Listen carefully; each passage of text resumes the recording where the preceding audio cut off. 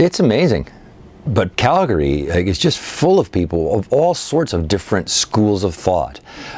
Concrete poetry, poetry that just takes letters and reassembles them into these amazing shapes on the page. Oulipian poetry or experimental poetry, which just says, okay, here's a structure that we're going to put, and we're only going to write within this structure. Like, so the theory behind the poem is stronger. Spoken word poetry, which is poetry that's much more indebted to drama and stand-up comedy and music. Rap style poetry, which is a kind of spoken wordish, combination. Lyric poetry. Very powerful here. Lots of communities here, and I could just name like all these people, right, from these particular Derek Beaulieu, Christian Books, Sherry D. Wilson.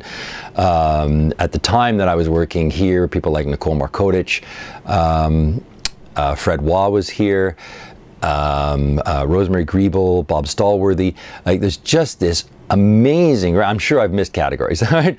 There's this amazing range of poetry styles and approaches. It's a really, really a lively place, and what is most interesting to me, I came from Toronto, which is also a lively place artistically, and I've lived in Montreal and I've lived in BC, so I mean it's I know a lot of the cities here.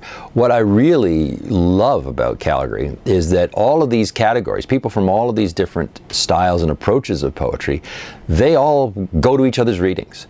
They all talk to each other. They all share editorial commentary. They all share publishing opportunities.